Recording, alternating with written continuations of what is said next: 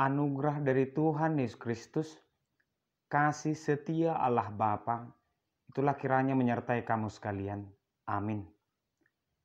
Firman Tuhan di pagi hari ini tertulis di Ibrani pasal 13 ayat 6. Sebab itu dengan yakin kita dapat berkata, Tuhan adalah penolongku, aku tidak akan takut. Apakah yang dapat dilakukan manusia terhadap aku? Demikian pembacaan firman Tuhan. Selamat pagi dan salam sejahtera untuk kita semua. Bapak Ibu saudara terkasih, dalam Injil Lukas, Yesus pernah membuat sebuah perumpamaan tentang orang kaya yang bodoh.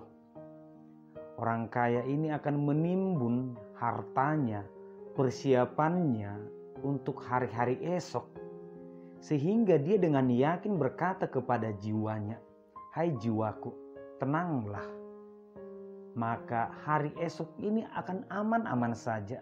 Makanlah, tidurlah, karena aku sudah mempersiapkan harta, makanan untuk hari esok." Dengan sangat yakin si kaya tersebut berkata demikian.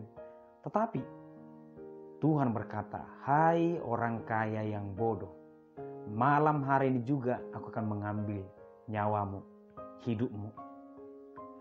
Dengan yakin orang kaya tersebut percaya hari esok itu akan berjalan dengan baik dengan mempersiapkan hartanya.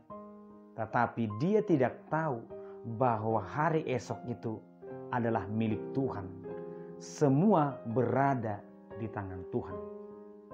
Bapak Ibu saudara terkasih, rasa takut ini sering membayang-bayangi kehidupan seseorang sehingga manusia akan berusaha untuk mencari penolong agar rasa takut ini tidak merusak kehidupannya. Manusia ini unik. Banyak hal yang dipikirkan oleh manusia bahkan tentang hari esok sehingga harus mempersiapkan banyak hal agar hari esok itu bisa berjalan dengan baik. Manusia menyadari bahwa dia tidak mampu melakukan sesuatu sehingga dia mencari seseorang yang mampu menolong dia agar pekerjaannya berjalan dengan baik. Manusia tahu bahwa dia tidak akan mampu menjalankan tugas ini. Mungkin manusia akan memakan makanan ataupun minuman agar dia dikuatkan untuk melakukan pekerjaan ini. Inilah keadaan manusia, bahwa manusia menyadari manusia membutuhkan penolong untuknya. Namun jika kita melihat dalam kitab Kejadian pasal yang kedua, ketika Tuhan menciptakan manusia, Tuhan yang melihat bahwa manusia itu tidak baik seorang diri saja, sehingga Tuhan menciptakan penolong yang sepadan. Kalimat itu bukan muncul dari manusia. Manusia tidak mengatakan bahwa dia butuh pendamping, tidak. Tetapi Tuhan yang melihat bahwa manusia itu membutuhkan penolong. Demikian juga dalam kehidupan kita, Tuhan tahu bahwa kita membutuhkan penolong. Dan pertolongan itu bisa datang dari siapapun. Dalam surat Ibrani di ayat pertama dikatakan, peliharalah kasih persaudaraan kepada siapapun. Karena sebenarnya pertolongan itu bisa datang dari orang yang tidak kita duga. Mungkin saja seseorang bisa berkata, "Aku tidak mau bersahabat dengan dia, karena mungkin dia tidak akan bisa menjadi penolongku. Karena dari kehidupannya sepertinya dia yang butuh pertolongan." Bapak Ibu saudara terkasih, di saat kita kuat, mungkin kita bisa menolong orang lain. Di saat kita lemah, kita pasti membutuhkan pertolongan. Tetapi kita tidak boleh terlalu mudah untuk membatasi bahwa dialah yang akan menolongku. Jangan-jangan Tuhan memakai orang yang sangat lemah sehingga dialah yang akan menolong kita. Kita tidak tahu. Tetapi yang kita tahu bahwa penolong terbaik itu adalah Tuhan. Tuhanlah penolong yang agung.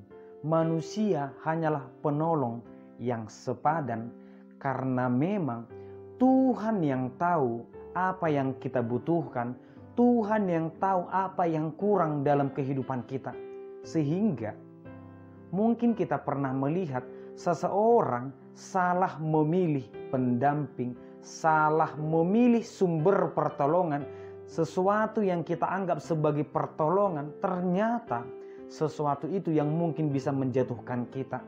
Seseorang yang kita anggap sebagai orang kepercayaan bisa jadi dia yang akan menjatuhkan kita, yang membuat kehidupan kita menjadi hancur. Oleh karena itu, rasa takut, pendamping atau penolong ini kehidupan ataupun ini dua hal yang berjalan bersamaan. Tetapi mari kita jangan salah memilih penolong. Tetaplah meminta kepada Tuhan. Biarlah dari Tuhan pertolongan itu datang, sehingga kita berani berkata, Tuhan adalah penolongku, aku tidak akan takut. Bapak Ibu saudara terkasih, di pagi hari ini mungkin kita memikirkan banyak hal, mungkin kita mengkhawatirkan banyak hal, dan itulah sifat manusia. Kita hidup di pagi hari ini tapi kita sudah memikirkan banyak hal, kita sudah membayangkan akan hari esok. Padahal firman Tuhan mengingatkan kita, menggambarkan, mengajarkan kita belajar dengan ciptaan yang lain. Lihatlah burung di udara.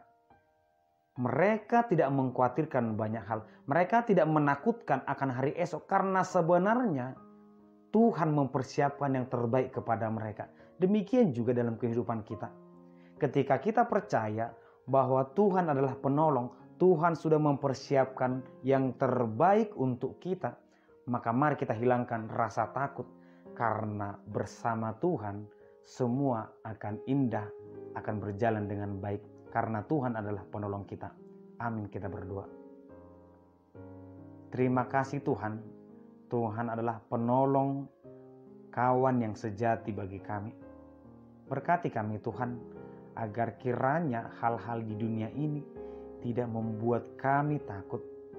Dan kami percaya bahwa Tuhan adalah penolong yang sejati yang memberikan yang terbaik kepada kami. Berkati kami Tuhan, agar kiranya kami tetap mengandalkan Tuhan, bukan mengandalkan diri kami. Dalam nama Anak Yesus Kristus kami berdoa. Amin.